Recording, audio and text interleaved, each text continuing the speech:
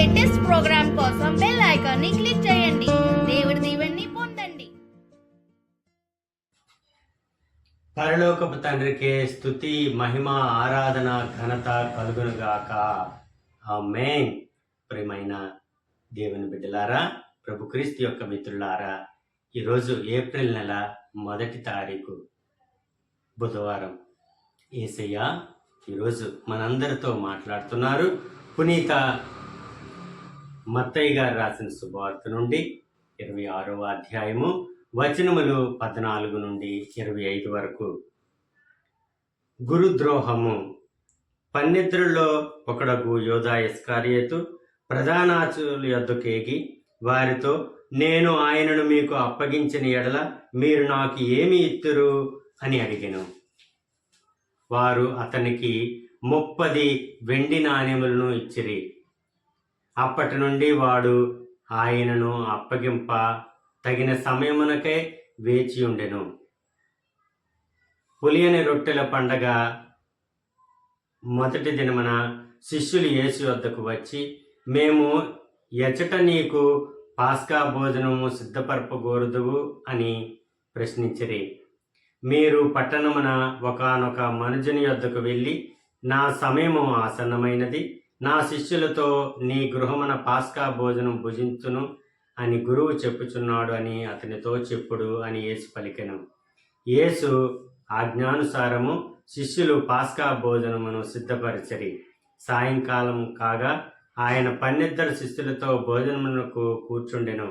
వారు భుజించుచుండా యేసు, మీలో ఒకడు నన్ను శత్రువులకు అప్పగింపనున్నాడని మీతో నిశ్చయంగా చెప్పుచున్నాను అనెను. అప్పుడు వారందరూ మిగుల చింతించి, ప్రభు నేనా అని ఒక్కొక్కరు అడుగుసాగిరి. అందులకు ఆయన, నాతో పాటు ఈ పాత్రలో చేతిని ముంచినవాడు నన్ను అప్పగించును. నన్నును గూర్చి వ్రాయబడినట్లు మనిషి కుమారుడు చంపబడును. కానీ మనిషి కుమారుని అప్పగించువానికి అయ్యో అనర్థము, అతడు జన్మింపక ఉండినచో మేలు అయ్యడిది అనెను. అప్పుడు ఆయనను అప్పగింపనున్న యోధ, గురువా నేనా అని అడుగుగా, నీవే చెప్పుచున్నావు అని యేసు సమాధానమిచ్చెను. ఇది ప్రభు అయిన క్రీస్తుని యొక్క వాక్కు. క్రీస్తు ప్రభువా మీకు స్తుతి మహిమ కలుగునుగాక. ఆమేన్. తండ్రి వందనం, యేసువా వందనం, పరిశుద్ధాత్మదేవా వందనం. Praise the Lord. హల్లెలూయా. తండ్రి, కుమార, పరిశుద్ధాత్మదేవ, ఈ దినము ఈ యొక్క పరిశుద్ధమైన వాక్యాలను విన్నవారు అందరినీ కూడా మీ పరిశుద్ధాత్మతో నింపండి, మీ బలముతో, మీ శక్తితో నింపండి ప్రభువా. ఇదిగో ఈ దినము ప్రభువా, పరిశుద్ధ వారంలో మేము ఉన్నాం ప్రభువా.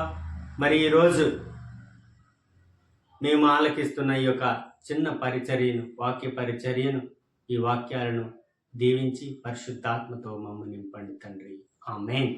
ప్రియమైన దేవుని బిడ్డలారా, యేసయ్య ఈరోజు మనందరికీ కూడా గురుద్రోహియోగు యోధా ఇస్కరియోతు కోసం చెబుతున్నారు.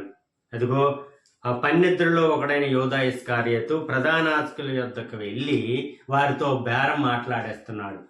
ఇదిగో నేను ప్రభువును మీకు అప్పగిస్తాను, నాకేమిస్తారు? ఆయన నేను రహస్యంగా తీసుకుని వస్తాను, ఆయన్ని మీ చేతిలో పెడతాను, మీకు అప్పగిస్తాను, మీరు నాకేమిస్తారు చెప్పండి అని వారితో బేరం కుదుర్చుకుంటున్నాడు ఈ యోధా ఇస్కరియోతు. దొంగ, దుష్టుడు.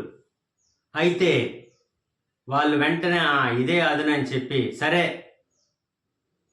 30 వెండి నాణేలు ఇస్తాం, నువ్వు ఆయన్ని ఒంటరిగా తీసుకుని రా, మేము ఆయన్ని బంధించేస్తామని 30 వెండి నాణేలకి లొంగిపోయి అమ్మేశాడు యేసయ్యని ఆ యోధా ఇస్కరియోతు. ఆ 30 వెండి నాణాలు తీసుకొని ఎప్పుడు దొరుకుతాడా ప్రభు ఒంటరిగా అని చెప్పి అప్పుడు వాళ్ళకి అప్పచెప్పేసి, ఆయన తాలూకు సీక్రెట్స్ అన్ని చెప్పి ఆయన అప్పచెప్పేసి హ్యాపీగా ఈ 30 వెండి నాణాలు తీసుకోవచ్చని ధన వ్యామోహంతో ప్రభువునే శత్రువుల చేతికి, ప్రధానార్చకుల చేతికి అప్పగిస్తున్నారు. ప్రియమైన మిత్రులారా, ఇది ఎప్పుడో జరిగి ఉండొచ్చు, కానీ నేటి ఈ రోజుల్లో కూడా దుష్టులు ఇలాగే ఆలోచిస్తారు.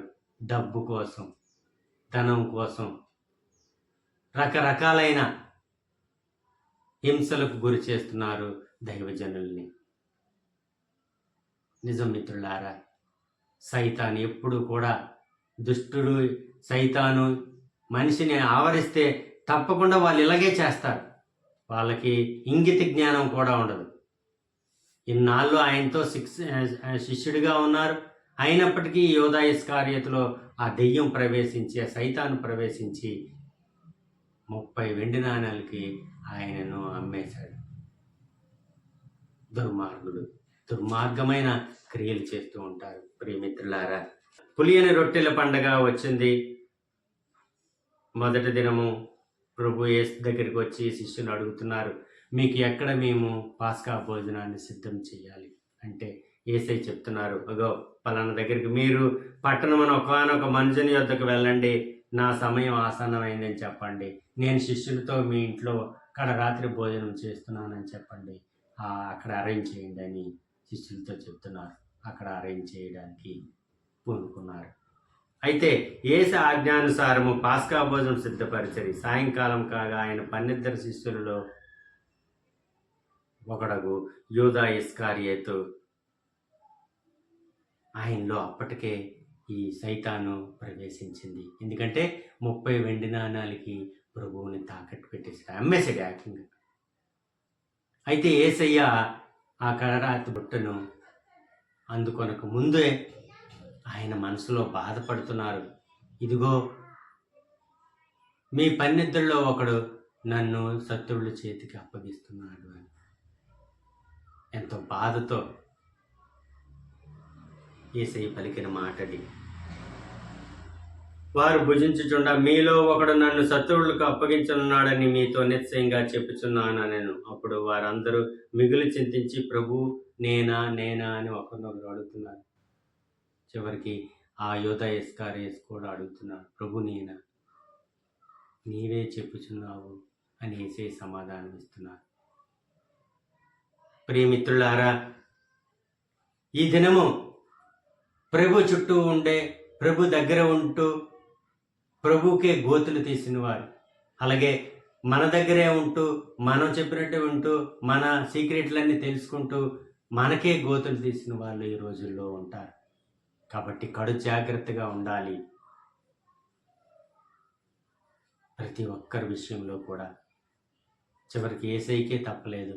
12 మంది శిష్యుల్లో ఒక శిష్యుడు అదిగో శత్రువుల చేతికి ప్రభువును అప్పచెప్తున్నారు.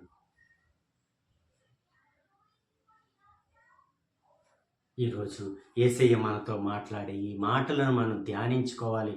ప్రభువా,